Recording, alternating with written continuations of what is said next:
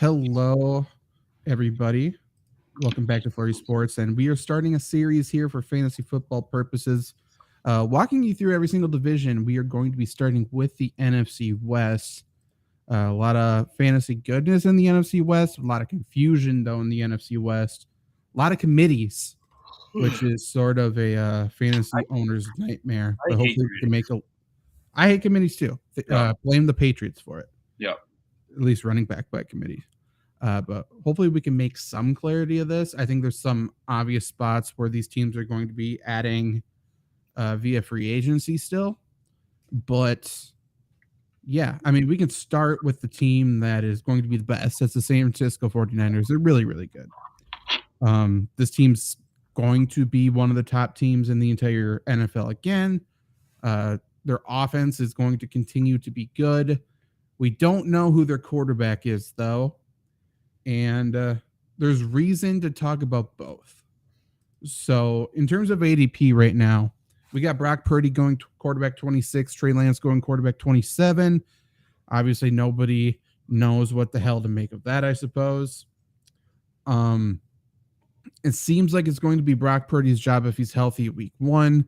If he's not, Trey Lance is going to go. What's going to be interesting to see what they do with Trey Lance if Brock Purdy is healthy, because the 49ers treat the quarterback position differently than every other NFL team. They want to stack talent. That's why, like, they signed Sam Darnold, and people are like, okay, so one of those guys are going to move. Like, I think they're perfectly happy moving into the season with all three of those quarterbacks on the roster.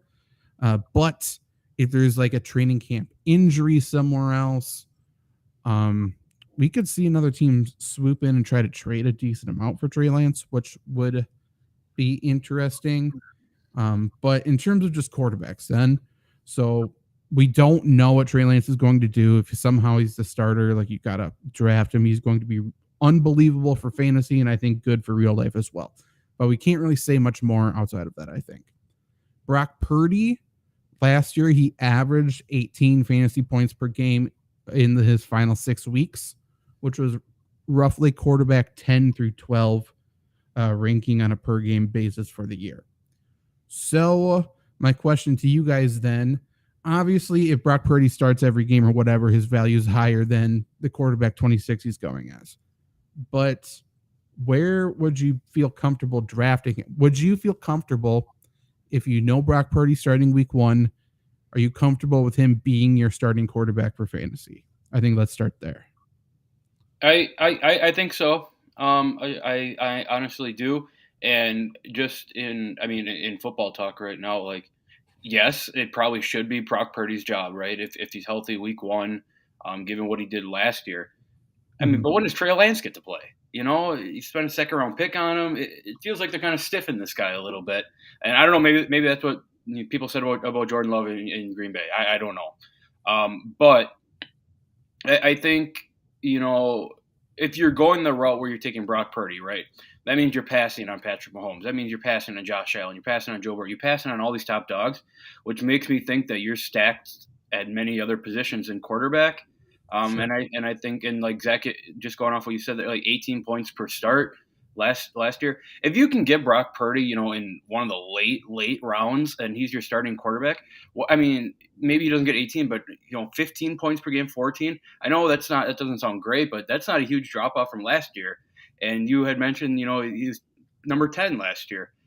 So if the difference is Trey Lance and Brock Purdy and me getting, you know, a wide receiver 2 or an awesome flex, I think every person would be stupid not to do that. Before Trevor goes, they spent 3 first-round picks, not a second-round pick on Trey Lance. So they at some point, like, I know Kyle Shanahan didn't want Trey Lance. At some point, John Lynch needs to see what he has in Trey Lance, you would think. I don't know. But Trevor, what's your thoughts? For me, I'm not comfortable having Purdy. Last year, in the last 2, 3, 6 weeks, he had 2 or more touchdowns in each one of those games, but he only had more than 20 completions in 2 of those. The defenses he played were Miami, Tampa, Seattle, Washington, Las Vegas, and Arizona. he did very good with the touchdowns, and those are decent numbers, but that just seems way too reliant on touchdowns for me. We know they're a running team. I think there's going to be some regression there. So seeing him playing tougher defenses, I would assume those numbers go down. However, at the same time, I mean, if you're picking him up in like the last round as a flyer, to Luke's point, if you're stacking other positions, you're not going to be at a terrible spot. It's just not where I'd like to be. Remember when the 49ers traded for Jimmy Garoppolo and then he went on that run? He won like the final 5 games or 6 games that season, beating teams with like a combined win record of like 5 wins or something. Like he played nobody, won a bunch of games, got all this hype for fantasy, hype for real life, and he just didn't pan out. That's what Brock Purdy feels like to me, except for I think Brock Purdy's a worse quarterback than Jimmy Garoppolo. And that's not me saying I think Jimmy Garoppolo is very good, because he's not. Kyle Shanahan doesn't need that much talent at quarterback. He got it done with Nick Mullins. He had CJ Beathard in there or whatever for a little bit and looked competent. Like the 49ers don't need much. I mean, he got fucking Matt Ryan an MVP. Like there's not much more you have to say. But I don't think Brock Purdy's that good. So for me, that's a hard hurdle to get over. I think we don't need to compare him with like the top quarterbacks in fantasy. Like, would you rather have, Patrick Mahomes or Brock Purdy? I mean, obviously we're going to get other good players where we would have drafted Mahomes. I don't think that's the conversation. I think the only people even where Brock Purdy's on their radar are the people who want to wait at quarterback. And I know all 3 of us have done that strategy quite a bit. So in my opinion, the question is, would you rather have Brock Purdy or would you rather have somebody like Kenny Pickett who could break out? Would you rather have Matthew Stafford who could bounce back? Would you rather have Russell Wilson who could bounce back? Would you rather have Anthony Richardson? He's going as quarterback 17, who obviously has a lot of potential because of his legs. Like, would you rather have any of those guys or would you rather have Brock Purdy? Yeah, they're all late round picks. Yeah, I'd rather have everyone except for Russell Wilson that you named, but that's my Russell Wilson bias. Right. And I love Russell Wilson this year, by the way. I know you do. Yeah. I mean, he's going to be good. Like yes. You have to be good at playing quarterback to be good. Something that he's not. I mean, he's been he's been pretty good. Yes. Trevor, what do you think about any of those guys? Or like Jordan Love, I guess, is in that conversation as well. He's another sort of unknown. Like, would you rather have someone who could blow up in terms of potential, or would you rather go with like a high floor guy? Potential. I mean, it's running yards are key. Justin Fields is not a good quarterback, but he was one of the best quarterbacks in fantasy last year because of those legs. Brock Purdy, he's not a threat to run. He's in a running offense, and he's reliant on passing touchdowns with few attempts. So I'm going to go for the potential every time. Yeah. That's where I'm at as well. And we can talk about the running game then. Obviously, 49ers have the best running game in the NFL. Then they traded for the best running back in the NFL, and that's all she wrote. So Christian McCaffrey, I don't think we even really need to talk about him much. I have a question about him. Sure, go for it.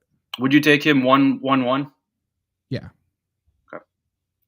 I would. I saw that question on Twitter today, and I was interested. I am, just because I'm confident in my ability to get a wide receiver later that is exceeding their draft position. Whereas running backs fall off a cliff.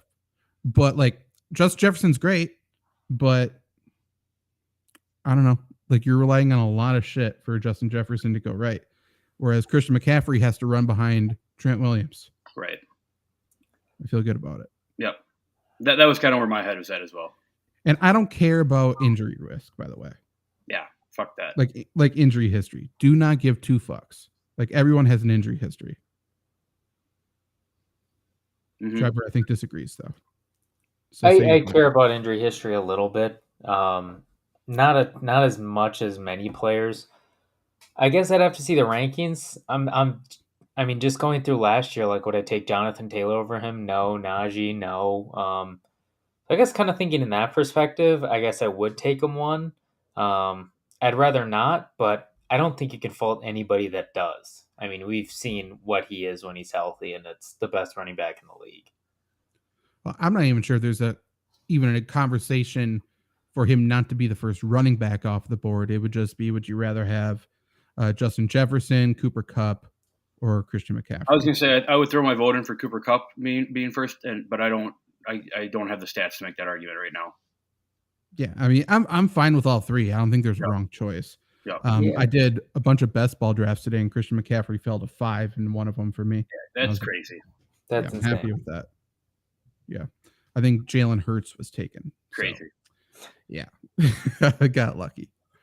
That's not normal. But yeah, I mean, regardless, Christian McCaffrey is a plug and play RB1. You don't need to think about it. So, yeah, we can talk about draft position as the summer progresses. But the other running back there is Elijah Mitchell, and I don't think we can ignore him because Elijah Mitchell is a good football player. Again, I suppose, I mean, there's injury history, but like he's going as the 43rd running back off the board.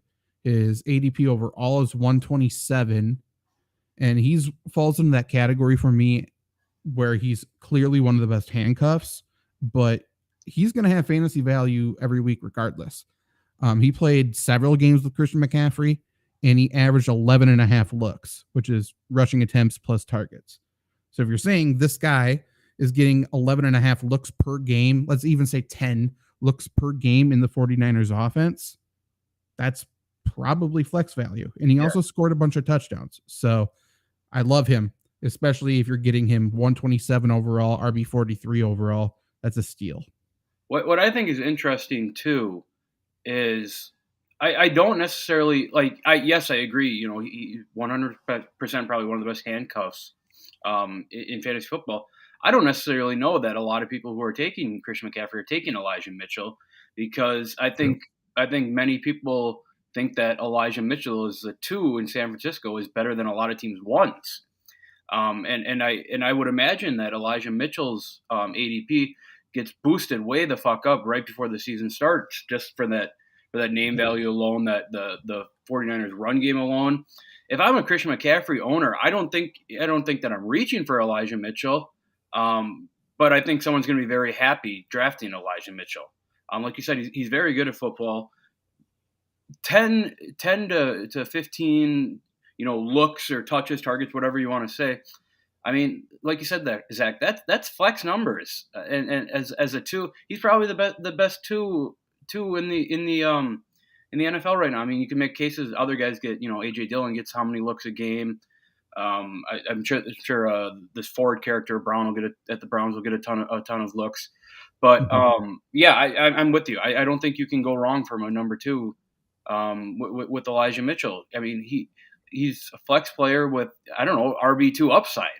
Especially if Christian McCaffrey goes down, then I mean, what is it?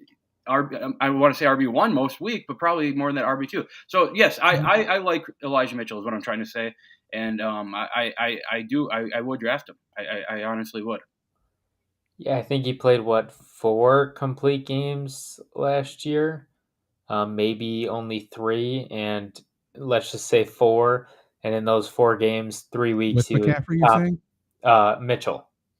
Yeah, with McCaffrey, you're saying though? Yeah, I think so. I think I have him weeks 10 through 12 and 18. And in those 4 weeks, 3 of them, he was a top 36 running back. So you're saying right there in 12-team league, he's an RB3. He was hurt most of the year, and he's a backup. I mean, and where is he getting taken? He said like RB40 something? 46. I mean, once you get to RB46, nobody's good around there. So I don't know why he's sitting there, but I'm taking him there. Yeah, and my numbers for looks, like I included playoffs as well, which obviously played with both of them. So I like that analysis, Trevor. 46, nobody's good, because I mean, you're true. You're not going to get anything better than Elijah Mitchell in the late 40s for running backs. No, he's going behind Tyler Algier, Rashad Penny, Damian Harris, A-Chain, Jamal Williams. He's going just ahead of Jerick McKinnon, Deontay Foreman, who's going too low, Kendre Miller, Devin Singletary, Rasheem Mostert. I love him, but how many times do we have to see Penny get hurt before we stop drafting the guy? There's no reason he should be taken after Rashad Penny. No.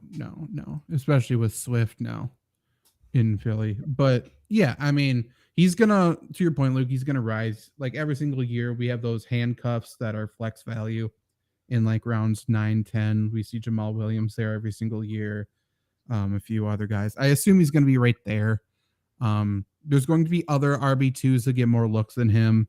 But quality of looks are going to be way higher. Would you rather have AJ Dillon getting 15 or, this Elijah Mitchell getting 11 and 5 of those looks are in the fucking red zone? Like that's what you got to think about. Like, Yep. he's and going he's to not AJ Dillon, so correct. He's good at football, so that helps him quite a bit.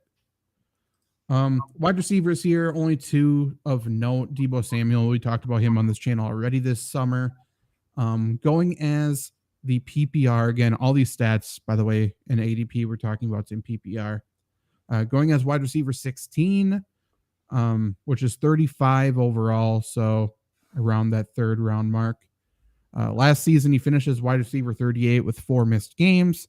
He is wide receiver 27 in fantasy points per game if we take Michael Thomas out, who finished ahead of him. He vowed to bounce back for this year. I personally believe he's going to be in the middle of that 16 and 38 finish. Like, in my opinion, he's probably like a wide receiver 20, a wide receiver 22 guy. So if you're saying he's going as the 35th overall player,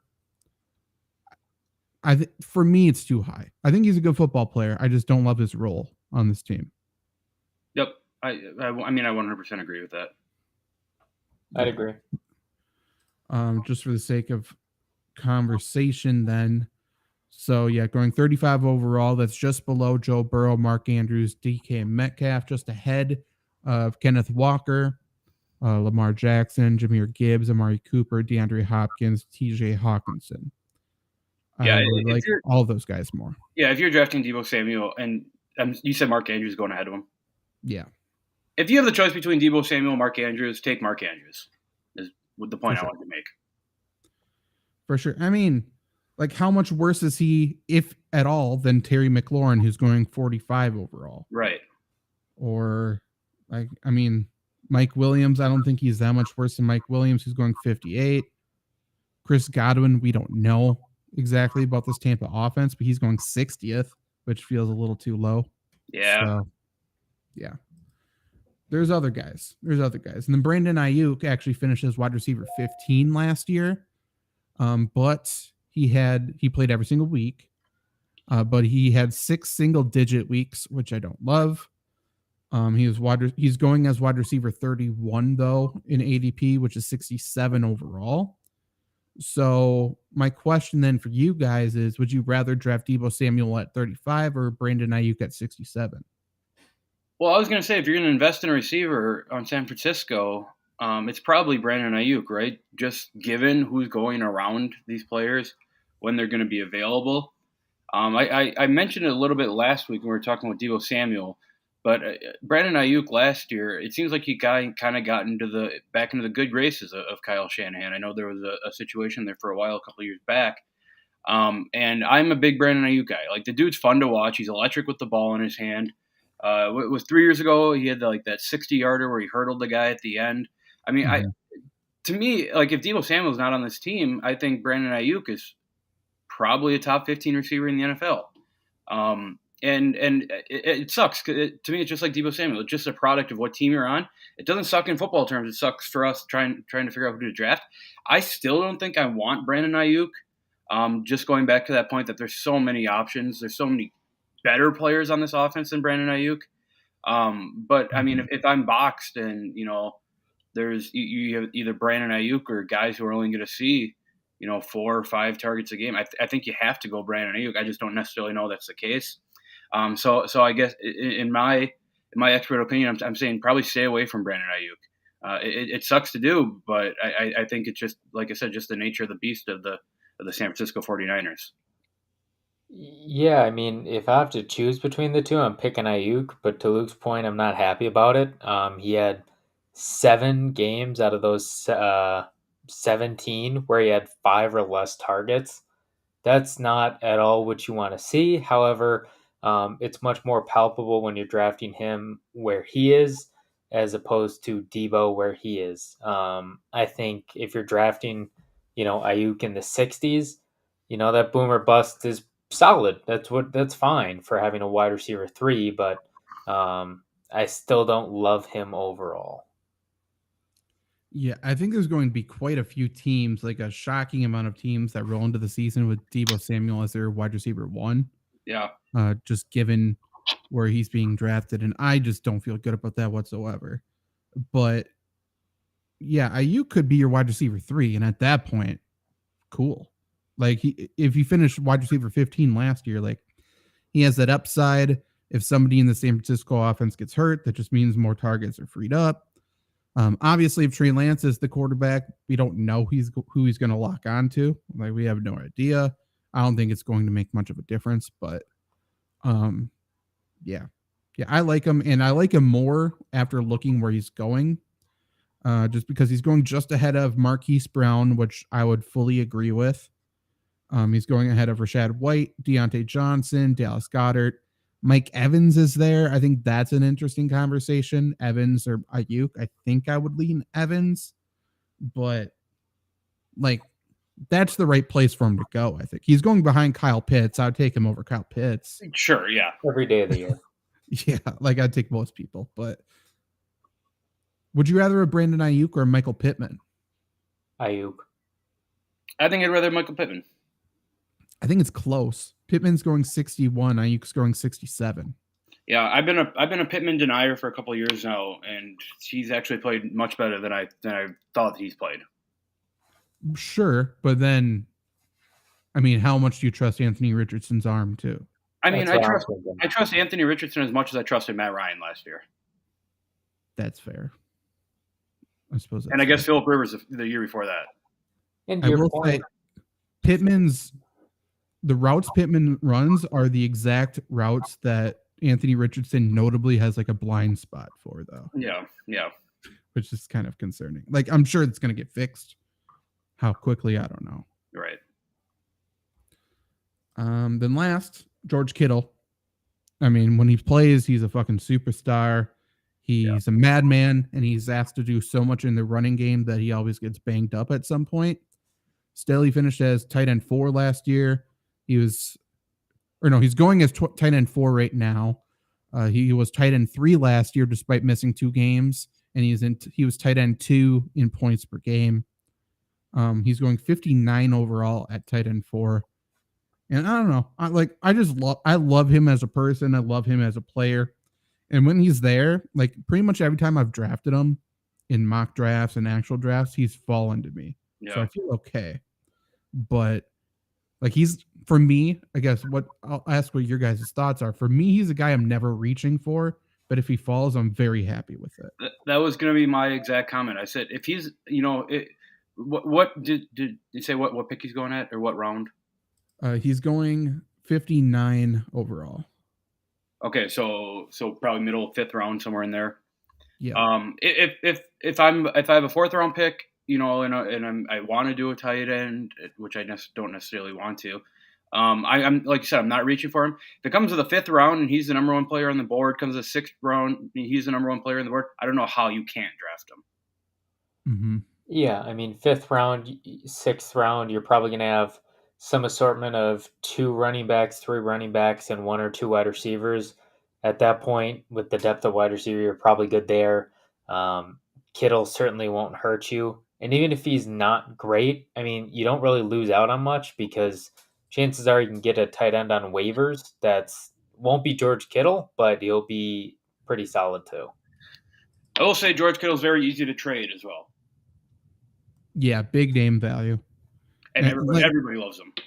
Everyone loves him. And when he's healthy, he's great. Yep. So, I mean, it's tough. He is going along with Dalvin Cook, Mike Williams, then it's him, then it's Godwin, Pittman. So, like, in that crowd, I'm fine with taking him above all those guys. Well, that's what I was going to say. I'd rather have him than everyone else there. Yeah, I mean, there's injury concerns there if that's your thing. And I don't know. I like him a lot. Is there anybody else on the 49ers that you want to talk about? Well, and I know, we don't really care about this or anything, but I think the kicking situation is interesting with Robbie Gould out of there. Yeah, I mean, Jake Moody, they drafted him early. Yeah. So, especially for dynasty. If you have kickers for dynasty and stuff like that, like he's going to see a lot of opportunities. Yep. And he was good in college. We'll see how he is in the pros. I mean, clearly we can't just assume. Like we saw what happened with Aguayo. He was so good in college and was nothing. But Right. I think he's going to be good. So, yeah. Yeah. I would also say, too, I think if, it comes down to a last pick and you're looking at the board and you're like, yeah, whatever, I'll just take the third San Francisco running back. I don't think I want to do that. I don't think I want to play that San Francisco running back game unless you have McCaffrey or Mitchell. I will say if you're watching this somehow and you're like doing your drafts, you have a really early draft, like other running backs there. If you draft early, I'm cool with doing that third running back thing just because of training camp injuries and stuff. Sure. So like Jordan Mason's there. We've seen him be okay at times. Tyron Davis-Price in his second year. I mean, they drafted him, I think, somewhat early last year. Maybe a third round guy, something like that, I feel like. So he's going to make the team, I would assume. And if Elijah Mitchell or Christian McCaffrey get hurt, I would assume 49ers promote within instead of signing somebody big. Probably. If they signed Kupp, that would be very funny, though. Man. Leonard Fournette feels like a 49er. I'll say it. Does he? Yeah. I don't know. I don't think Shanahan would put up with that bullshit. No, probably not. Because he's not in shape right now. There's zero chance. Right. You know who would have taken a shot on him is who is the 49ers coach? Mike Singletary. He would have taken a shot on him. Yes, he would have. For sure. He would have been signed already. Yeah. Other wide receivers there, Jawan Jennings, Danny Gray, Chris Conley.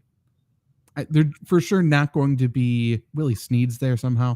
They're not going to be consistent enough to be viable, I think. Right. 100% agree. And I think that's the case too. If Deebo went down, I still think that they're going to be wildly inconsistent. I would assume so. Yeah.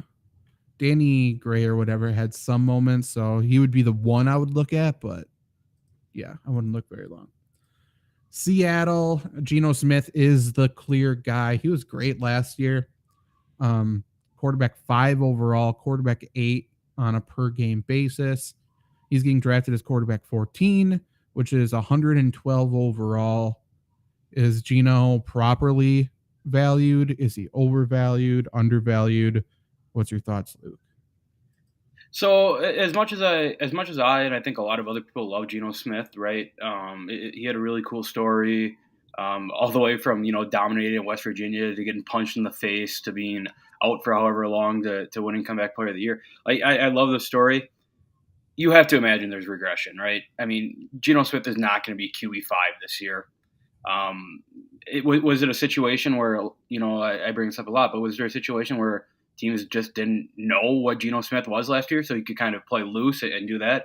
That's what I'm kind of leaning towards.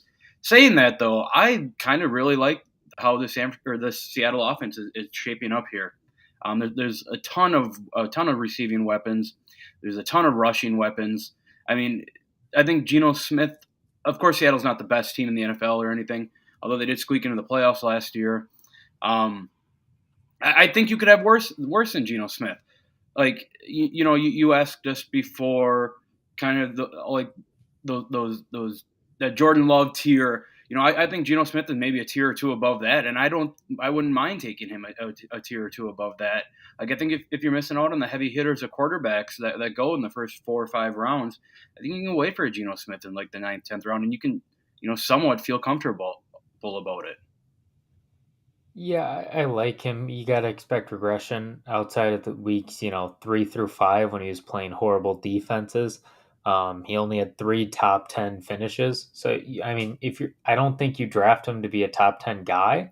But I think, he's definitely going to be the best quarterback 2 on any team, fantasy team. And I think if, you can wait on him and stack up other positions, you can certainly do worse than him because he'll certainly get you touchdowns, and he has a little bit he can do with his legs as well. So that's a nice little buffer there too.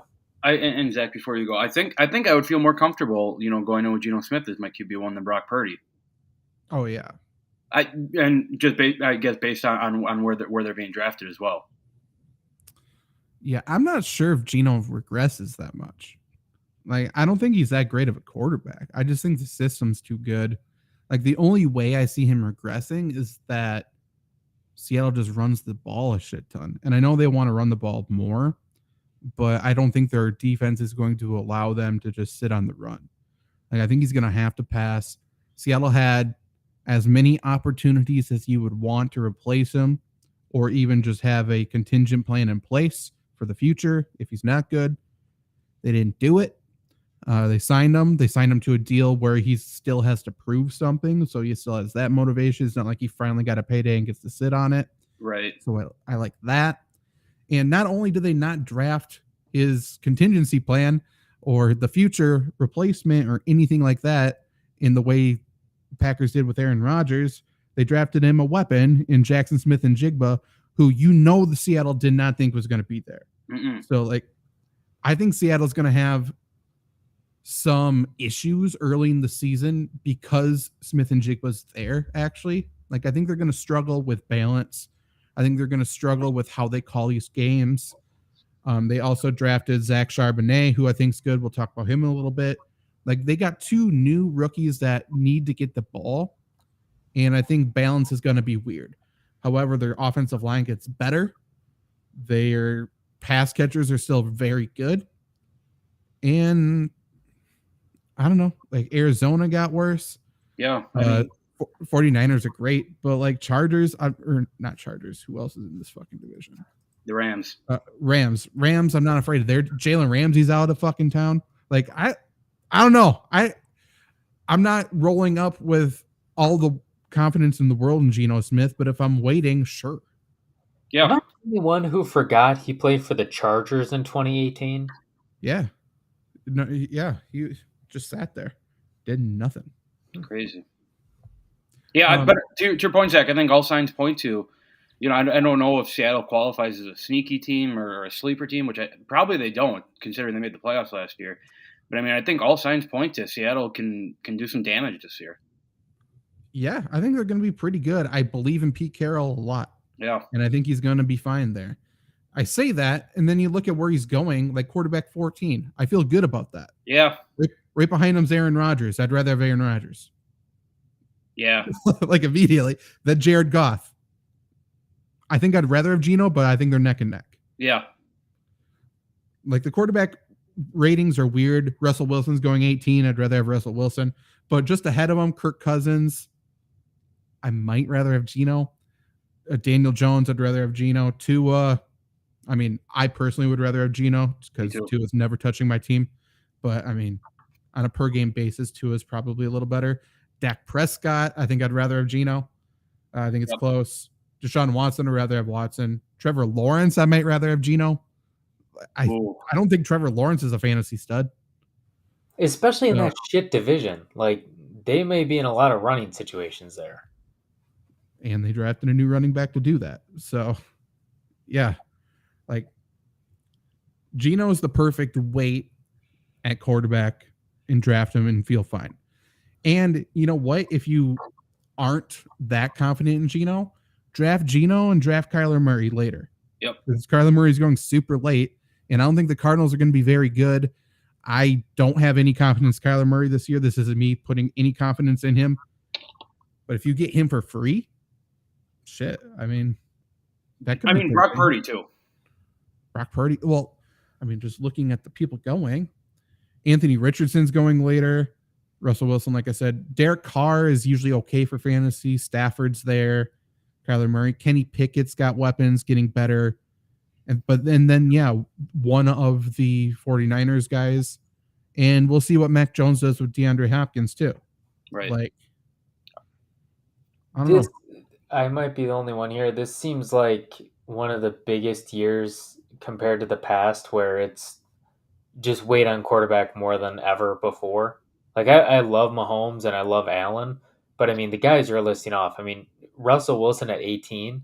I love the guys at the top; they're dogs, but Russell Wilson at 18 is a hell of a value. Sorry, Luke. It's a great value. Mahomes is so good, but like I'm never reaching for any of those top guys. If they fall in my lap, fine. But I would probably rather have an RB2 than one of Yep. those guys. For best ball especially, like I think just wait. I drafted a bunch of best ball lineups today. I waited until around 9 or 10 to take my first one, and it got a little iffy with the quarterback 3, I will say. So if you want to start at like round 8, but like there's multiple situations where I had Rodgers, Wilson, and then I think it was like Bryce Young with my quarterback 3, which not terrible, not great, but like the first 2 I feel pretty good about. I know you're talking about Russell Wilson, but did you see that Rodgers quote with Zach Wilson saying that he's not making his life a living hell yet? That's funny. It is funny. It's weird. I think Aaron Rodgers actually could be funny and not like hateable. No. If people actually listen to him a little bit. Moving on. So yeah, Geno, I think is a good value. I don't think he's going to blow you away. I think the scheme also protects him. Yeah. Like part of his fantasy value is that I don't think he's really going to get hurt. Yeah, and I think, Geno Smith is the antithesis of, he's fine. Yeah.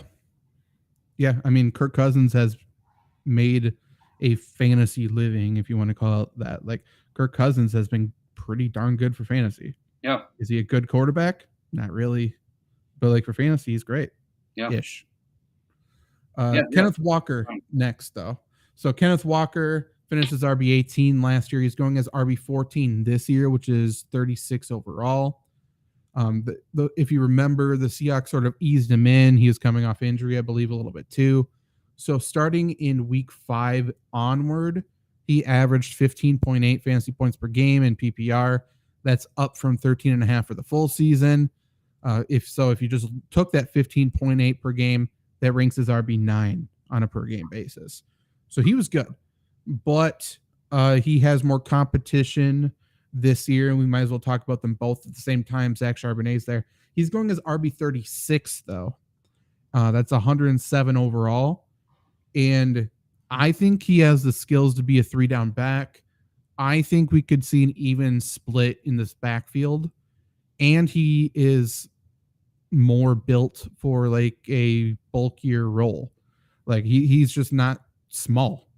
He's not a big play threat, but I think he's going to see too many targets or too many carries and snaps to make both of these guys fantasy studs. So I guess, Luke, talking about them both, how do you feel about Kenneth Walker at 14? How do you feel about Charbonnet at 36? And do you like them just overall? Yes, I do like them. I like them both. I don't. To me, they're both. You're 14 and 36. To me, there's kind of like, 22 guys. And I think you could slap that label on both of them. This is another situation where, to me, that Seattle has. I'm not going to say too many players in their offense, but they have a ton of players on their offense that are fantasy relevant. My guess would be that Ken Walker gets, all the early stuff possible, right? Just given what he did last year. But I think, and I don't want to say it's a short leash or anything, but I think there is an idea that, we have Charbonnet, and he can play, probably just as well, maybe even better than Ken Walker. Of course, we can't sit him or take everything away from him right away. But like you're saying, Zach, I perceive that backfield being probably, once it comes week 13, week 14, week 15 fantasy playoffs, I don't want to say a 50-50 split, but maybe like a 65-35 split. And I don't necessarily know that I love that as a fantasy owner, going into the playoffs. Mm-hmm. Yeah, I've never really been sold on Walker. I think he's a great talent, but just like his role in his fantasy output. And I like what Charbonnet does as well. And then, I mean, obviously, you throw another wide receiver in there. They have 3 solid wide receivers. I don't like drafting him there. I think there's a whole lot worse you could do. And at age 22, obviously, you don't feel like his body's going to break down. But that seems a little high for me. I think this is a situation I'd rather avoid. Yeah, like I'm a believer in Ken Walker. I think he's really good, but he's smaller. He's more of a home run threat. Like he's going to have some big plays. There's going to be weeks where he gets completely bottled up, and if he's not getting it going, like they're going to turn to Charbonnet. So like I think I would lower Walker's value from his ADP. I would raise Charbonnet's value. Walker right now is going ahead of Jahmyr Gibbs, Aaron Jones, Joe Mixon, J.K. Dobbins, Damian Pierce. I'd rather have all those guys than him. There's for sure a case to be made for all of them. I think he's in that mix, possibly below all those guys.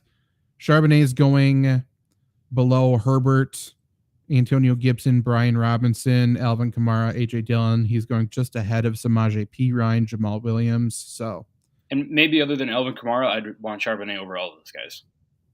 Right, like for sure. I mean, I don't think there's any dispute that Charbonnet is the better value of the two. 100%. Like even if you think Walker's going to outperform him, which he should, but there's also a situation like there's a decent case to be made that Walker comes out in the red zone. Yeah. Like he's not going to be the goal line guy. So yeah, I think they're closer than people would like to think. I would probably value Walker as like a low end RB2, and Charbonnet is a good flex for me. Fair. Very fair. So then these three wide receivers. This is where it gets a little dicey. We got DK Metcalf going as wide receiver 15, Tyler Lockett going as wide receiver 30, Jackson Smith and Jigba going as wide receiver 37. DK Metcalf, like I said, going as 15.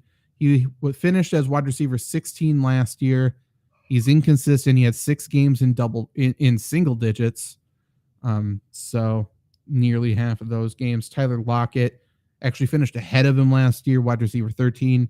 He had only 3 games in single digits. Both of them ranked really high because they played every single game. We can assume that's probably not going to happen again, just law of averages here. And then now you throw Jackson Smith and Jigba into the mix. So how, Luke, are you valuing these 3 guys? Because I think a lot of people are confused. Yep. First of all, I saw something on Twitter that a guy made a case that Tyler Lockett should make the Hall of Fame, which is bonkers. There's been a lot of bad sports takes on Twitter lately. Like I also saw someone say that Shai Gilgeous-Alexander is going to be a top 5 player in NBA history when it's all said and done. So I don't know what side of Twitter I'm on right now, but it's not a great one. That being said, Tyler Lockett is awesome at football. I understand he's getting older, but I mean he seems to be that guy that continues to be overlooked, right? And continues to keep posting top wide receiver 15 numbers, year after year after year. That makes me like him more than DK Metcalf. That makes me like him more than Jackson Smith and Jigba. I mean, DK Metcalf last year had games of like 1 reception for 4 yards, and he was a lot of fantasy teams wide receiver 2 that they drafted him in the 5th round. You can't have that out of your 5th round receiver. DK Metcalf is way too unpredictable for me, but he'll like I said, he'll have a game where it's 1 for 4, and the next week he'll have 10 for 200 and a touchdown. I don't necessarily know that I want to ride along with that. Jackson Smith and Jigba, and maybe this is one where I'm going to be left out this year, but he doesn't scream like a Jamar Chase rookie to me, like a Justin Jefferson rookie to me. I think I'm staying away from Jackson Smith and Jigba. I'm going for Tyler Lockett out of this receiving class. Out of this receiving room, if you guys put a gun to my head and had to give me a pick. So I like Tyler Lockett where he's going a lot more than I like DK Metcalf where he's going, and just my thoughts on Smith and Jigba. I'd like to see it, before I do anything drastic with them. Mm-hmm. I don't think he'll be going to the Hall of Fame, but I think Lockett certainly has a case for being one of the most underrated wide receivers since at least 2018, if not before.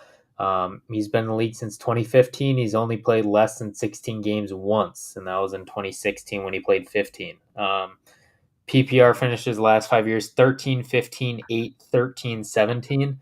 Again, obviously, and Jigba is going to eat into some of those numbers, but I mean, we talked about it. You don't know what you can get from Metcalf. I would take Lockett over Metcalf at the same place, as wild as that may be to some people. So I look at Lockett at 30 and Jigba right behind him. I don't see a way to argue that Lockett shouldn't be the guy to own from this team based on anything we've seen over the past 5 years. Yeah, so to your point, I said Lockett and Metcalf played every game. Lockett did miss one. But yeah, he's played 16, like you said, every single year but one. So the big reason that Lockett outperformed DK Metcalf last year, and you saw those games DK Metcalf did literally nothing. Like we saw last year, the big trend in the NFL was playing that two-shell defense and just not letting anybody throw over top and just forcing everything underneath.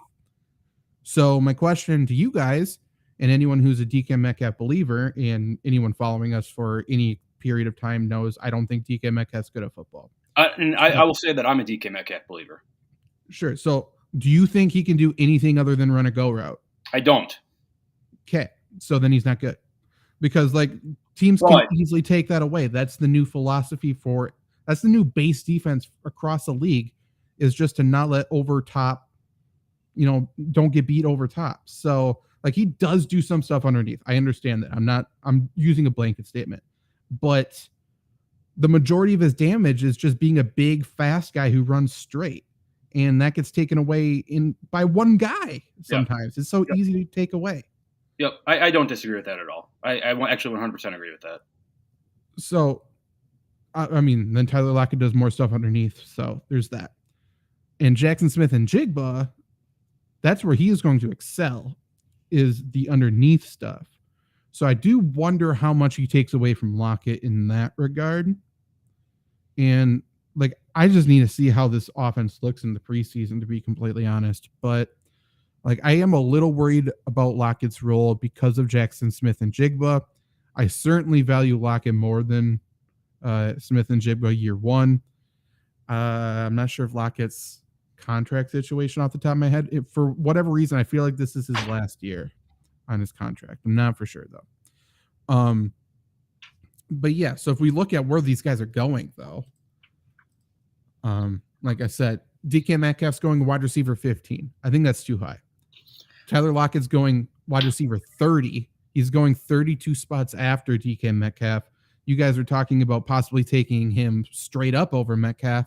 So I think it's pretty clear Lockett's undervalued, as he has been his entire career. They're both flex players to me. That's fair. This isn't groundbreaking. I like Metcalf more in best ball. Like He's going to have those big weeks for sure. Like he will, but he's going to have those duds, and I don't want to deal with it. Jackson Smith and Jigba is like a wide receiver. He's going as wide receiver 37. He's going to be inconsistent as a rookie as well. Like he is a wide receiver 40, 45 guy for me. Like he's fine on bye week, like as a bye week fill in, but I don't necessarily want to put him in my starting lineup usually. Yep, I agree. That's where you guys got him. Yep. Last player I want to talk about on this team is Noah Fant. Noah Fant at tight end. He's going as tight end 26. We've seen him get hyped up during his times in Denver. All the potential in the world. Just hasn't really panned out. He was played every single game last year, was tight end 17. But yeah, going tight end 26 overall, 211 overall, which means you probably don't have to draft him. Do you guys think he should be drafted? That's the only question I got, really. I do not think that he should be drafted. I think every player that we have already named in this segment is going to be used ahead of Noah Fant. Agreed. Trevor? No reason. I don't think there's a reason to draft a lot of tight ends, to be honest. Just based off the last how many years, I don't think it's a criteria to draft. I agree. Just for the sake of argument, for sake of conversation, is this PPR? Yes. So he is going right behind Hunter Henry, who I think is way better. Where is Hunter Henry this year? He's somewhere new. Still New England. They got rid of Jonnu Smith. I'm thinking of Mike Gesicki. Yeah, Gesicki's in. Yep. Yeah.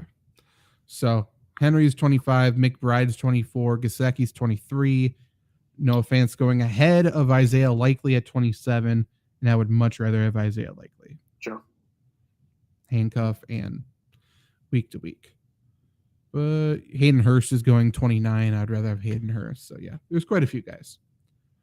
Moving on to the Rams, this one, a lot of headaches. We'll start with Matthew Stafford.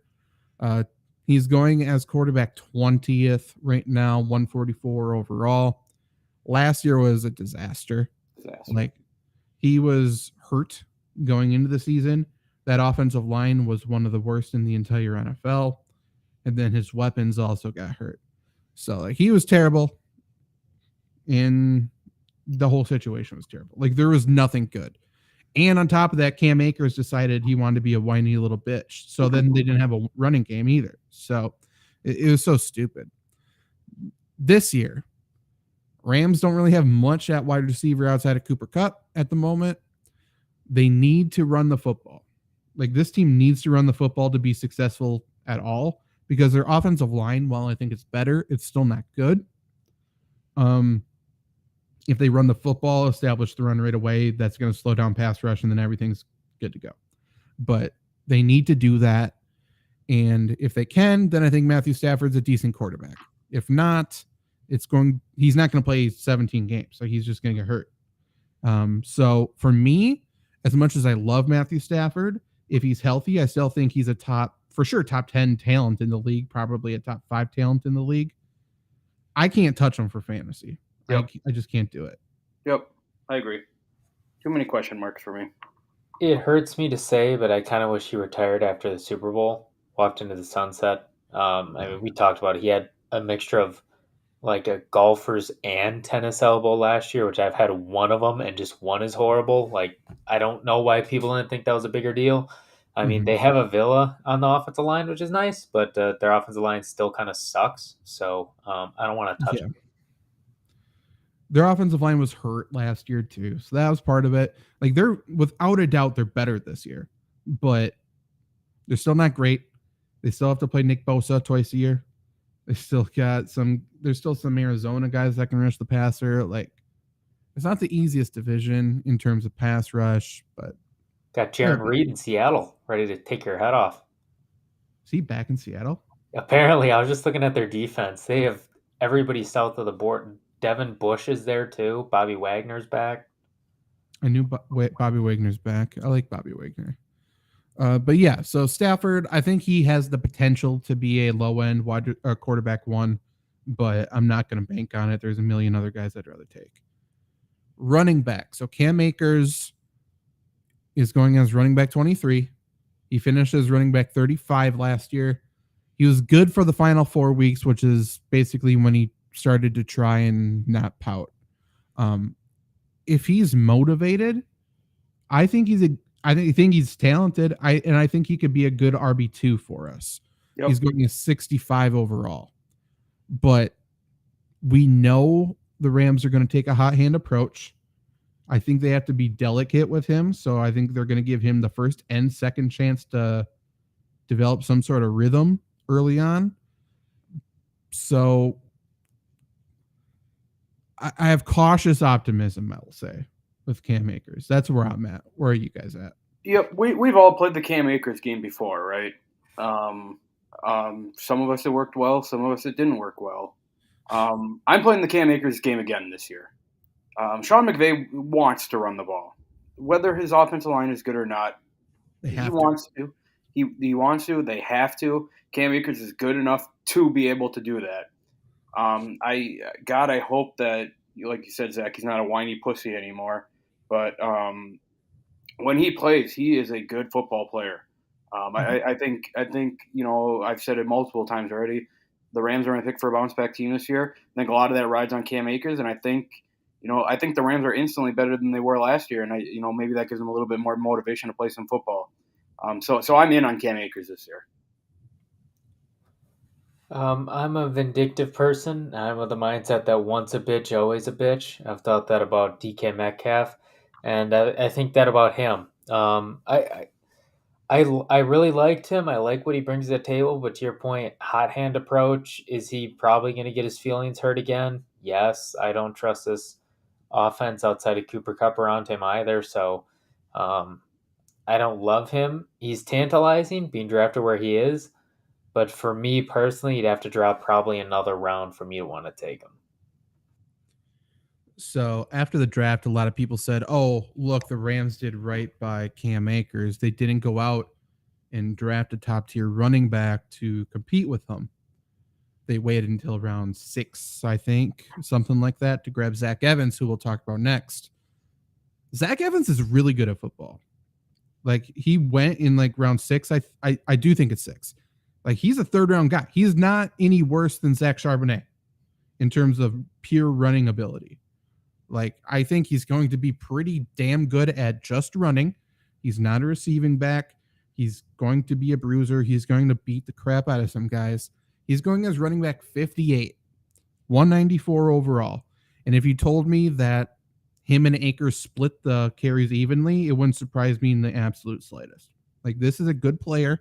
He's going to see snaps, and he's going to be given the opportunity to fill that Darrell Henderson role in terms of just snaps. Not the same type of player, but like, they're going to do it again.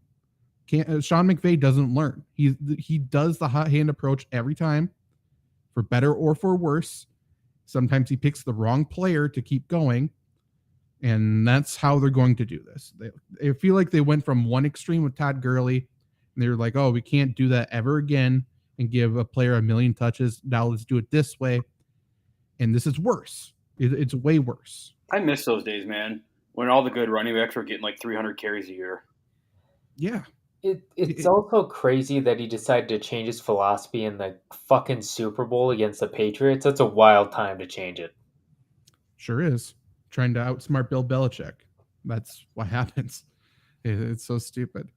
The other running back in this mix, and no one's talking about him. They're saying Zach Evans replaced this guy. That's Kyren Williams. He's good. He won the whatever college award for best dual threat player, whatever the hell that is, with Notre Dame, I believe. Second-year guy.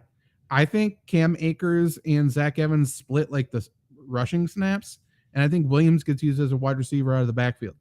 Like, there's no reason for them not to do that, especially with the pass catchers on this team minus Higbee and Kupp. Like, they don't have that much great talent. If Williams improved in pass protection, like, what's the best way to beat a blitz? It's with a screen. Like, that's what they're going to be doing with Williams. Like, he should see snaps this year, assuming he learned the offense, assuming he improved in pass protection. So there's another player just to frustrate you. Yeah, my point. Right. My only worry with that is Stafford's not a screen guy, is he? After all of his surgeries and shit, sure. Yeah. I don't think he's going to dispute anymore. Yeah. He's still going to check out of it and bomb it a few times. Yeah. But yeah, I think yeah. Should you draft Kyren Williams maybe with the last pick? But Zach, you're right. He needs to be on your radar. Yeah, like, I have him in multiple dynasty leagues. I'm hanging on to him. Yeah. That's where I'm at. Yeah. Because I know as a player he's good. Now, wide receivers. We talked about Cooper Kupp earlier. Plug and play wide receiver 1. You can argue if he's the number 1 wide receiver, number 2, maybe you have him number 3, whatever. Who cares? He's a first-round guy. He's a wide receiver 1. Anything else to say about him? No. I mean, no one else in the NFL is getting 15 targets a game. He was wide receiver 1 on a points per game basis last year too. So he's great. After that, is there any wide receiver you would take a chance on? I don't think so, Certainly. To be honest. I don't think so. And it was kind of part of the whole demise of the Rams. Not part of it, but not the reason it was. But I mean, Allen Robinson didn't work last year. Everyone was so high on him. You guys know my love for Van Jefferson, but even I know it'd be crazy to roll into a season with Van Jefferson as your flex or anything like that. I think if you're taking a chance on a Rams receiver, take someone with like name value, like Van Jefferson at the end of the draft. He's probably not going to do much for you. Nobody's really going to do much for you, especially with how many fucking targets Cooper Kupp soaks up. Yeah. I think there's a chance Van Jefferson becomes like a reliable wide receiver 3. I think that's a ceiling, but like, I think there's a chance that happens, but you probably don't need to draft them for that, you know? Right. Like there's if someone drafts them in your last round, they're probably dropping them for a kicker or something. Like you don't need to take a shot. So I think he's the number 2 guy. Ben Skoranic's there. He's going to have value some weeks. He's going to be inconsistent. Puka Nakwa is apparently flashing in minicamp, which tell me what that means. I don't know what that means. He's great when he's not covered. That's awesome. Don't care. I think he's a guy for Dynasty you can grab and hang on to because I think Sean McVay likes him a lot. He's the picture perfect Sean McVay guy to work on in the offseason and is pretty good next year after that. This year for redraft, don't care. Agreed. I think the Rams could still pick up somebody in free agency. I think they could still pull off a trade to get somebody else as well. So watch that. Now, last player here, Tyler Higbee. I don't understand the Tyler Higbee slander. I don't get the Tyler Higbee hate because he is going as tight end 15. He finished as tight end 6 last year, tight end 10 in points per game. But yeah, tight end 15, 145 overall. If you're waiting until one of those last rounds to take your tight end, I think Tyler Higbee, not only is he a good enough option, like I think you can start him most weeks. Again, he is probably number 2. He's like the number 2 pass catcher on this team. Yeah. Tyler, to me, and I'm a big Tyler Higbee supporter. I'm a guy who doesn't take a tight end in the first 5 rounds. Usually that ends up leaving me with having to take Tyler Higbee at the end of the draft. I won a league with Tyler Higbee as my starting tight end last year. That just goes to show you how little tight ends, if you don't have Kelsey, whatever. Tyler Higbee's an ultimate. He'll get you 5 to 10 points a game. If that's happening, you probably have better players at other positions. And every now and then you'll get, a 2-touchdown game for Tyler Higbee, which makes it that much better. I think you can do much worse at tight end than Tyler Higbee, especially at tight end 15.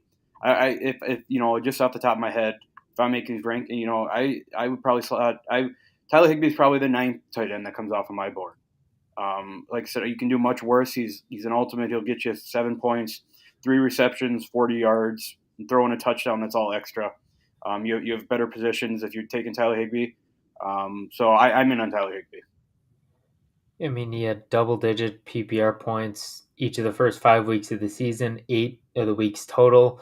I mean, he had some really bad weeks, but guess what? That happens with all tight ends. This is tight ends. And to see him finish, that high with just having 3 receiving touchdowns, I mean, you'd have to assume that goes up. He was playing without Matthew Stafford and a horrible Baker Mayfield half the year, so assuming you see a little bit more there, even only 1 or 2 more touchdowns, we're probably talking about him, top 5 PPR tight end? And I don't know many people who play standard enough, and even if so, he's still top 15. So, yeah, like if you're taking a shot on a guy, you might as well take a shot on someone who consistently has been pretty good.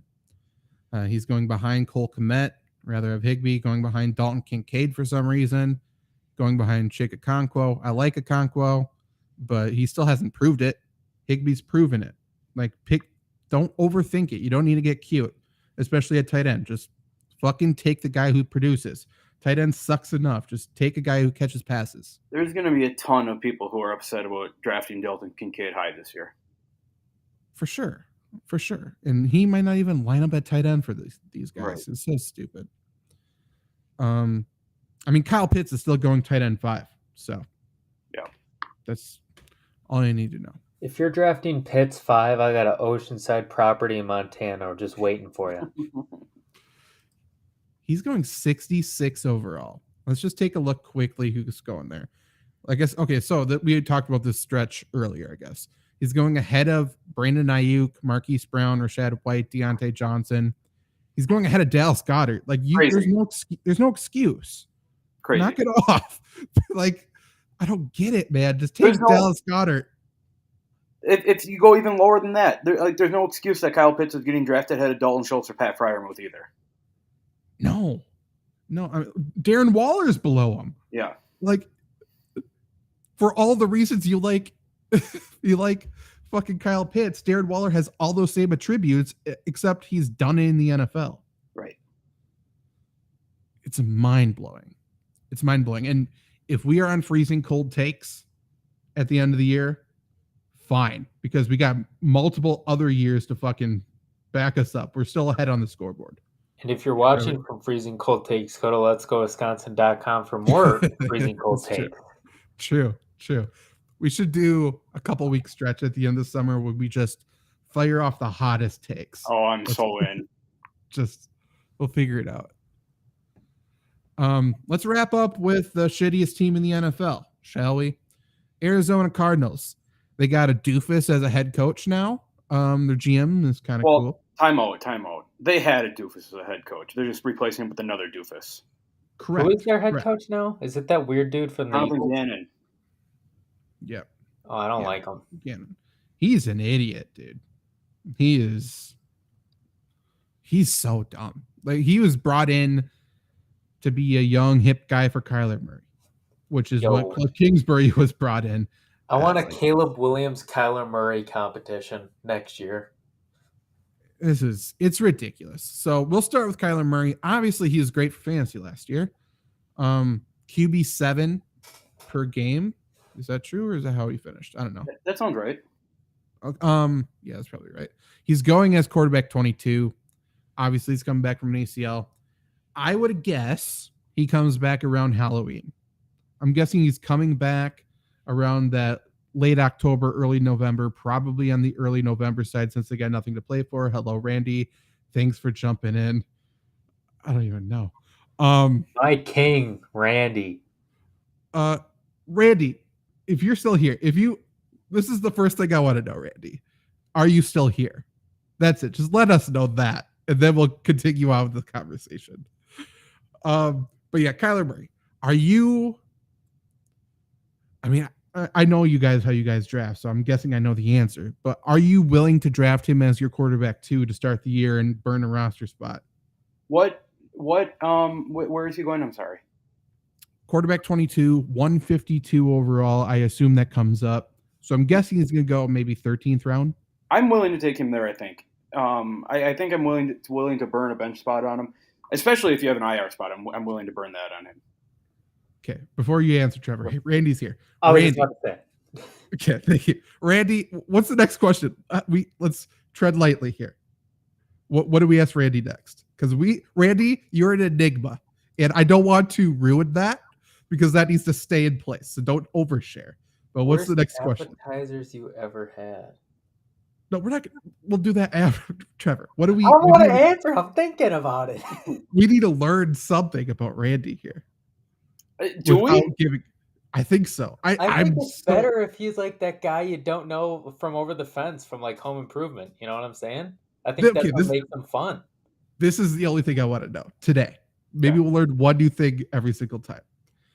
Which age group are you in, Randy? Are you 45 and up or 44 and under? That's very vague. If you're 44, no. Let's lower it a little bit. Let's go 35 and up, 34 and under. No, I was going to say if you're 34 and under, are you above 18? No, I don't want to know that. I don't want to know that. 34 and under, 35 and up. I love Randy. I am victory. Yeah, it's great. I love it, man. You sure are. That's the only thing we want to know, though. And then worst appetizers, I'll think about it. There's been bad ones, I'm sure, but I'm an appetizer guy. I agree. I'm not an appetizer guy. But really? You know what? No, onion rings. Onion rings always suck. Okay, they're wrong. Never good. Wrong. Onion rings are good or liars. It's not good. Onion rings are a top 2 appetizer of all time. No, it's up there for sure. They're not even. Not your top 2. They're up there for sure. A top 10. What? No, they're not top strap. You're probably just fucking getting Burger King on your drinks every time and saying those are bad. Yeah, of course. They're just slimy and smell like gasoline. They're weird, but not bad. They're not terrible though. You're right. Okay, we'll get to the appetizers a little bit. Let's get rid of these Cardinals here. So, Luke, you would draft them late. I think as so. Your quarterback too. Would you do it if you waited at quarterback though? So let's say you went Jared Goff. Are you cool with Jared Goff, Kyler Murray? I think I am. I think I am because Kyler Murray is going to run no matter what, and that's so big for quarterbacks in fantasy football. Jared Goff is the ultimate will he do it, won't he do it guy. If he doesn't do it, then at least you have a little bit of flexibility with Kyler Murray coming back. I think you can get by on a month and a half with Jared Goff as your quarterback, even if he sucks. I can see why people would. I wouldn't burn a roster spot only because usually weeks 1 through 3, everything turns to shit so quick in terms of injuries, things you don't know. And I think you can maybe pick up somebody will probably use a roster spot on him, but I'd much rather, have that roster spot for a guy that maybe would be a huge waiver wire addition in week 3 or 2 than, have it on Kyler Murray.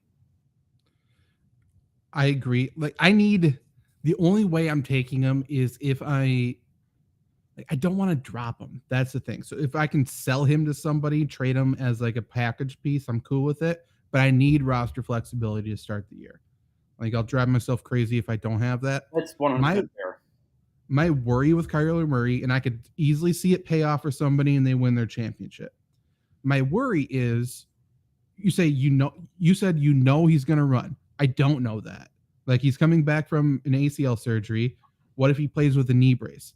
And I would say that makes him a fucking terrible quarterback then, which is possible. So 1, we don't know if he's going to run. 2, he doesn't have DeAndre Hopkins. 3, he's playing in a brand new offense. So he's going to be rusty coming back from injury, and he's going to be learning an offense, and he doesn't have his best pass catcher, and he's not going to be 100% mobile. Like there's a lot of things to get over there. Yeah, I think he's stupid. Yeah, I don't disagree with that. I would say everything other than the knee brace part makes me think that he's just going to instinctively run. He should. Yeah. It's just plus, and I've talked about it before. We'll get into it here in a second. There's no receiver over 5'9" on this team. Yeah.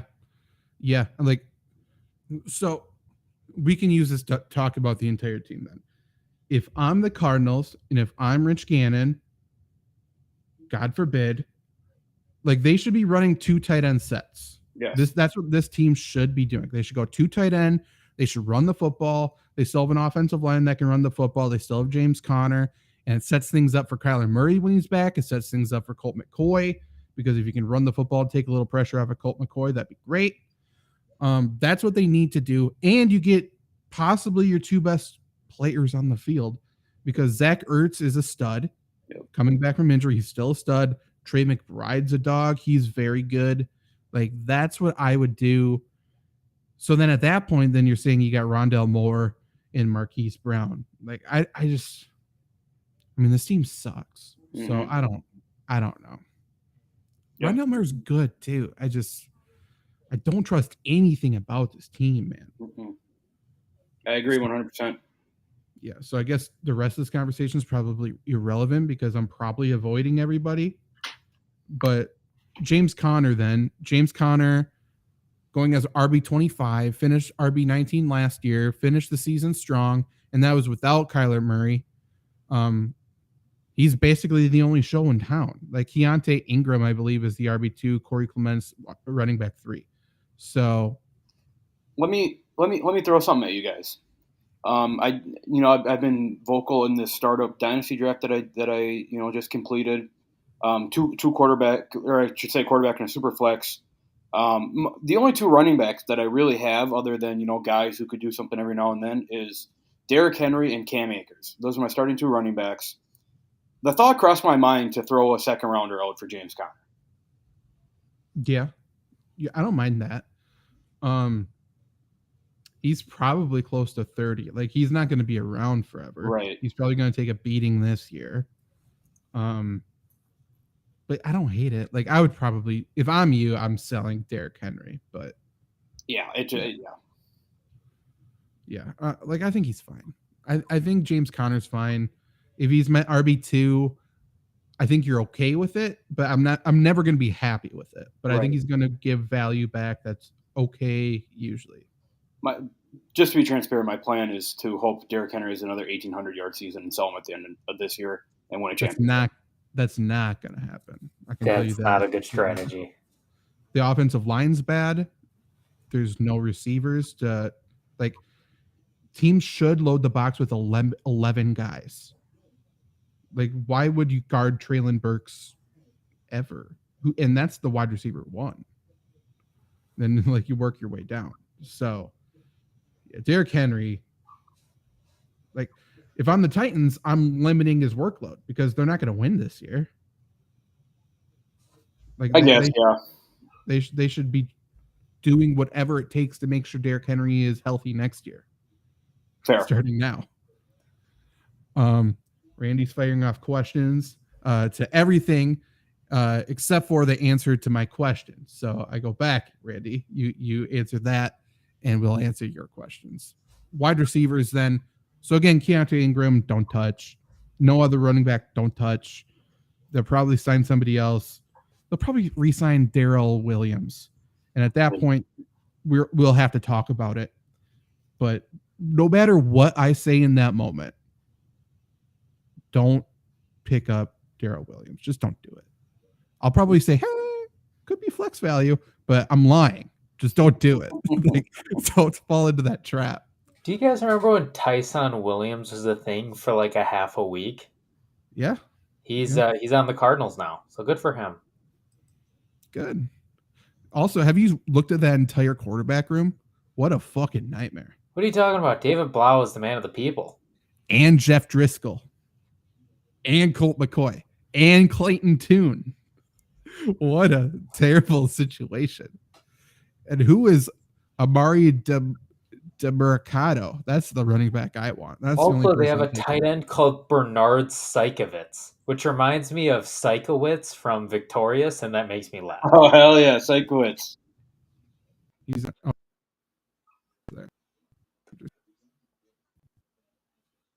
There's Marquise Brown going as wide receiver 32, finished wide receiver 44 last year after missing 5 games.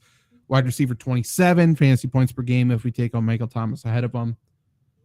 He is now the wide receiver 1 again, so that hurts him. And he doesn't have a good quarterback. So, like, are you fine with Marquise Brown as your wide receiver 3 or no? I don't think so. Yeah, like, I just don't want to do it. Rondale Moore going as wide receiver 56, 136 overall. That's the guy I'm going for because he's really good. He's just injury prone. He's just been hurt every time, but he should play. I know a lot of people are saying he's the wide receiver 2, like on the outside. That doesn't make sense. He should be playing in the slot, which would mean, is that his name? Michael Wilson, the rookie from Stanford. He should be the other outside guy. I have to go 3 wide. But again, I think they should be playing 2 tight end. I'd be more willing to split Trey McBride out than Rondale Moore. So we shall see, I guess. But Rondale Moore, again, 136 overall. So you're round 11, round 12, maybe. I think he's worth it as your wide receiver 5. Yeah. Yeah, I don't disagree with that, yeah. Zach Ertz going as tight end 31, 223 overall. It's rude, to be honest. He was tight end 6 in fantasy points per game last year. So if you get Zach Ertz with your final pick, I think you should be happy. Like, he should have a role. Yep, I agree. Trey McBride, second year, tight end 24. So he's going ahead of Zach Ertz, 198 overall. He's just a really good player. So, like, they need to have their best players on the field. They need to get their good players the ball. To your point, all their wide receivers are tiny. Trey McBride's big. So if they somehow get into the red zone and pass, maybe Trey McBride is that receiving target. He's another guy I'm willing to take a chance on in a deep league as a tight end 2 or something, but that's about where we're at. Yeah, I mean, there's just not a lot that excites me with the Arizona Cardinals, right? No, like, even if you say they're chasing points, I'm not in it. Where do the points come? Yeah, like, I don't know. I do think James Conner could be good, but if he is gaining 25 touches a game, which it looks like he almost has to, I don't think he lasts. Like, I don't know. He's older. He's had his injuries. He's had all that too. So, yeah, we'll see. Randy, I'd still like to know if you're older than 34 or not, because you confused me. But worst question, damn it. Who wants to know worst appetizers? Soggy French fries suck. I'll go with that. Oh, I disagree with that. You like them like soft and I don't like them soggy, but I don't think they suck. I do. Fair. What else is bad? I don't know. There's a lot of bad appetizers. I don't know. Like I don't like oysters. I mean, true. I don't like nachos. Have like a 2-minute shelf life for Yep. me. Correct. Soggy nachos are much worse than soggy fries. Also, True. did you hear about the guy in, I think it was like Nebraska, who died after contracting a flesh-eating bacteria after eating oysters? Well, if you're eating oysters in Nebraska, you should probably expect a fresh eating. That was the exact first thing that I thought. Yeah. Yeah, I'm Yeah. sure they're fresh. Yep. Interesting. I feel like there's other bad appetizers. I can't even think of them though. No, I'm like we said before. I like appetizers. I almost like them all. You know what I think is an overrated appetizer? Potato skins. I don't get it. I like potato skins. Yeah.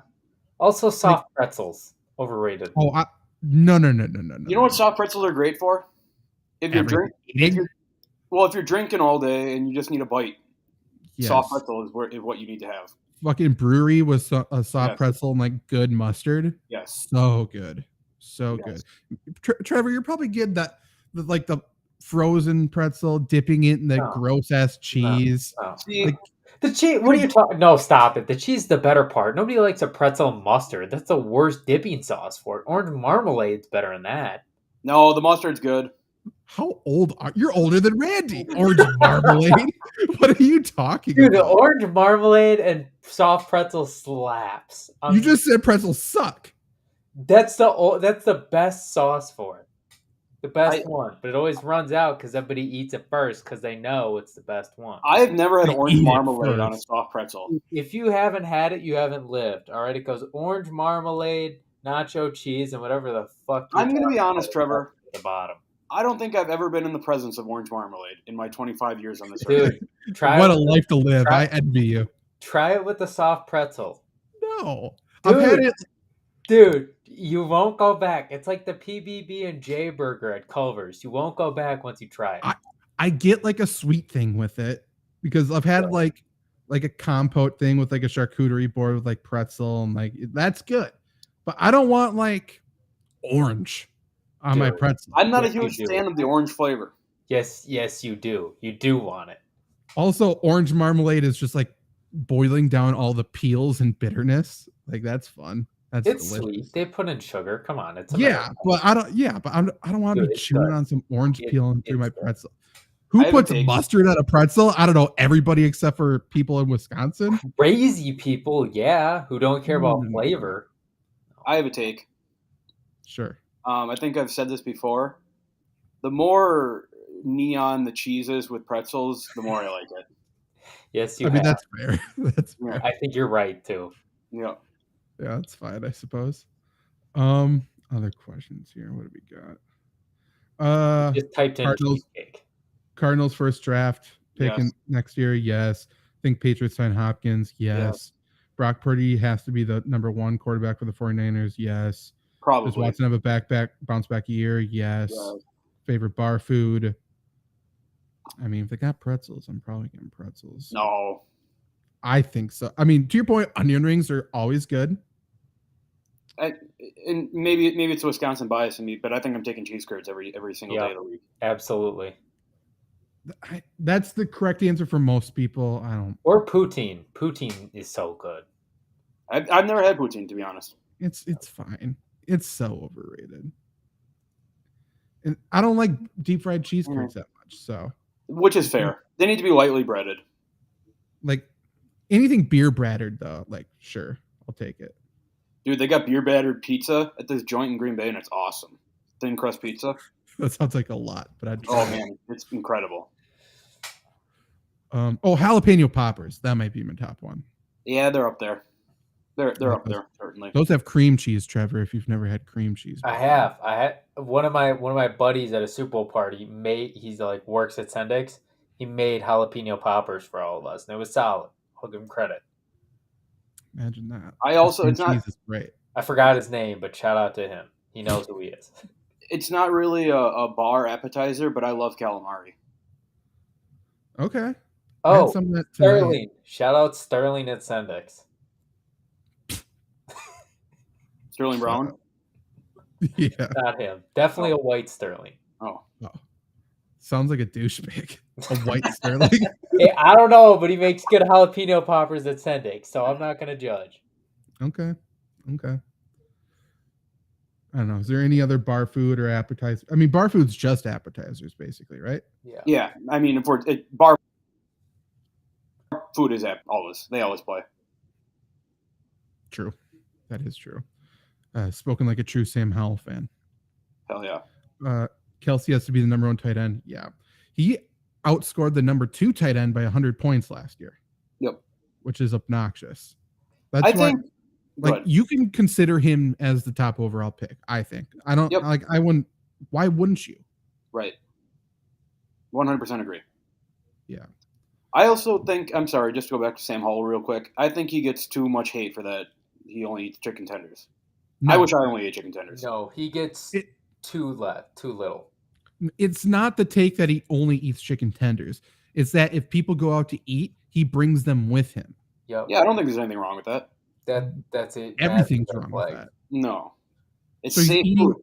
Room temperature chicken tenders with God knows what. Yep. Like, that sounds disgusting. I disagree. He's a child. Also, favorite fair food by a mile is funnel cakes. Funnel cakes or crepes? No. Cheese fries. Is cheese fries a fair food? At the Brown County Fair, you get a bucket of fries with just loads of nacho cheese on them. They're incredible. Okay. I'm more of an elephant ear guy than a funnel cake guy. That's just like fried bread with cinnamon sugar on it. I'd rather have that than powdered sugar. It's too boring. Do chili cheese dogs count as fair food? Do what? Chili cheese dogs? Yeah. I don't think so. Yeah, they do. Stop it. Yes, they do. What? That's like no. They definitely count. They definitely a chili dog? Who's getting a chili dog at a fair? I think chili dog is probably the number 1 food to ever exist. That's fine. It's not a fair food. Like a corn dog is a fair food. Yeah. Yes, it is. No, it's not. Can you get it at a fair? Yes. Fair food. Done. Okay. Water. Mountain That's a fair food. It's a fair drink, sir. So stupid. Like ice cream, is that a fair food? It's a fair dessert, yes. No, it's not. It's something there. If you say deep fried ice cream, then that's a fair food too. Correct. That's a fair food because you're not getting that anywhere else. Chili dogs. Deep fried ice cream is great. Never had it. Never had it. Great. We should try deep fried bubble gum or cotton candy ice cream. That would be good, huh? No, it wouldn't play. I'm glad we can agree on that then, Luke. I think that's a good way to go off on. You have to deep fry vanilla ice cream. Okay. Sure. I've been playing a dangerous game lately before we leave here. Okay. I've gotten in the habit of not setting an alarm whenever I sleep. And it's the most liberating thing of all time. But, I mean, you can feel it in your dream, like, what's going on here? I mean, I do that like half the days of the week too. So I get it, but I'm usually always too anxious. Like I wake up too early then. Correct. I wake up earlier if I don't do that. Correct. Also, in what's going on, Luke, with no light, you look like that face in the mirror for like Shrek that you can't really see. It's just I was thinking like that white face in Courage the Cowardly Dog that shows up at their front doorstep. You know what I'm talking, or shows up in the basement. Yeah. Are you that far from the lights that like you just can't be bothered? I don't know. I like dark. Nobody can see you. That's the point. That's the point of darkness. I mean, to be fair, Trevor is like blurry, so like we're not doing much different. I hope you're not late for school, Randy. There's so many. I don't go to school, Randy. Can we learn one thing? Can we learn one thing about you, Randy, before we leave? You know, answer the age question. We'll let it be a voluntary. He can answer whatever question he wants. No, answer the age question. No, it's so broad where it doesn't give us that much information, but it at least answers something very little for me. Randy, if you answer like a few questions, we will make Randy merch when we blow up. Oh, I mean, yeah, we have to, but like, we're not in, like, it's summer. Randy, it's also 8:37. Who goes to college at 8:37? Randy, listen here. Don't change the subject. Even when I was in college, I did not go to school. That's a good point.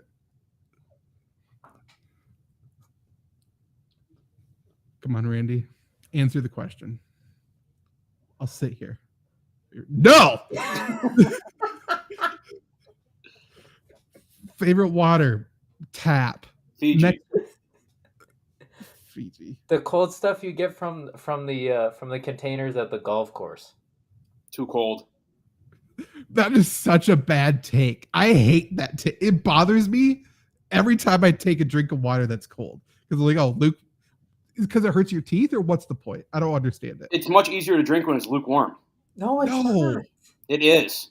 No, it's Tough it up. I think you have a problem swallowing water. I don't get it. It's much easier to drink lukewarm, and it gets through your body quicker. Also, let's not get off track. Randy's trying to get us off the subject. Yeah, Randy, Fuck son of a you, bitch. Randy. I wish Janet was here. She would have backed me up on that. Randy, yeah, Janet whitens her teeth. She doesn't count. Okay, those teeth are brittle. Randy, higher or lower than 34 and a half years We'll old? stay here all night. It's also perfect that his number is 3336 too. I know. Bingo. We've had off-air conversations. Does that stand for something? Okay, I'll give you two options. Tell us what the 3336 stands for, or give us over or under 34 and a half years old. That's it. That's all. I looked him up on Twitch. I couldn't find anything on his profile except he's got 2 followers. So I tried. Am I one of them? I don't remember. I also have a No. I also have another thing that I wanted to discuss Okay. while we're waiting for Randy to answer this question. And we are waiting. Yeah, Randy. the kids across the street, like, I'm all for safety, but they wear helmets when they're biking. Nerds. And yeah, they are. Like, I remember what happened to the establishment that I lived in where you fell off your bike, everyone laughed at you. Exactly. I mean, they still laugh if you're wearing a helmet. I don't think that changed. You're laughing at something different, though. Yeah. Yeah. How often are you falling off your bike and hitting your head? I just don't get that. You hit your leg or something, or your hand, like you scraped your hand, maybe. Yep. Catch yourself. Learn to fall. This is what happened to Tua Tagovailoa. He never learned how to fall. You know what? That's a good point, because the only time you're going to hit your head is if you get hit by a car, and if you get hit by a car on a bike, you're fucked anyways. Correct. I'll say that growing up I used to drive along the highway without a helmet on a bike, and now we're driving through the suburbs with helmets. I mean, to be fair, if you get flattened on a highway on a bike, your helmet ain't saving it. It's your fault if you get flattened. True. Not always, but sure. I think Randy left. No. I respect it. They were gone, by the way. We could just say we're not going to answer a question until he answers one of ours. We could do that. I mean, that's what we said at first, but then he just asked more questions. Juicy fruit is good too. Don't answer it, Luke. Shut up. It's got juicy fruit's good for like 10 seconds. But those 10 seconds are incredible. Correct. I'm a 5 gum guy. Always have been, always will be. No. This new one, the Respawn, that camera, not a sponsor. This stuff's good. So it's got green tea in it. So we've learned over the last couple years that I'm very attracted to bright colors. That did something for me when you put that up to the screen, Zach. It's a good color. It's like a. Well, I mean, the flavor's cool mint. It's like a mint green. It's very good. Yeah. It's very nice. That did something for me. Mm-hmm. Yeah, I recommend $1 off at Quick Trip right now if you use the app. How much you guys go to Quick Trip? A lot. Yeah, I'm like there twice a day. Do you do the Randy? I guarantee you're still here. Randy, do you live in a place where there's a Quick Trip? You could answer that question as well. Do you do like the Mountain Dew scratch off thing for that pontoon? I just learned about it. Oh, there's also like an alternate form thing where you can get an additional 10 scratch offs every day online.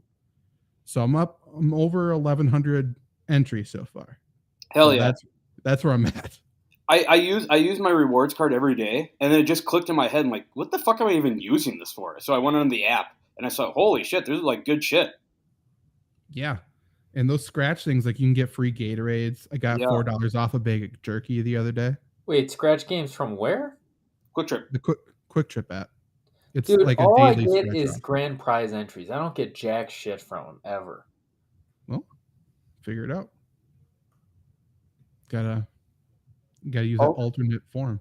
Also, I looked at our Twitch, and I'm pretty sure Randy did leave, which I respect. Motherfucker. Okay, well, He's a mystery, man.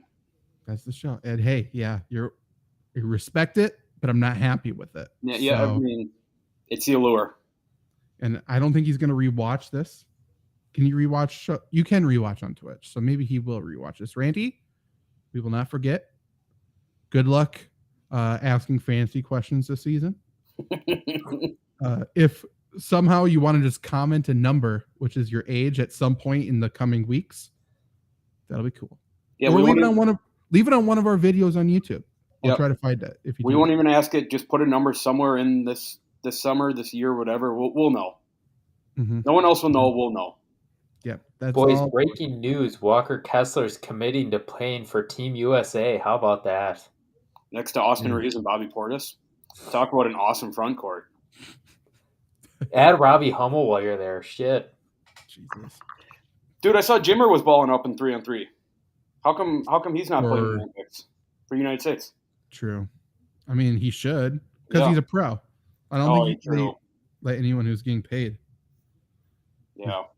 Did you guys see Jokic already lost his Finals MVP trophy? Good. I love Jokic. He's the best. I do too. It's hard not to. You gotta at least like him. Like you can say he's not an MVP. That's fine. But no, I don't think you can say he's not an MVP. I mean, you wouldn't be correct, but right. Yeah. But yeah. Well, goodbye.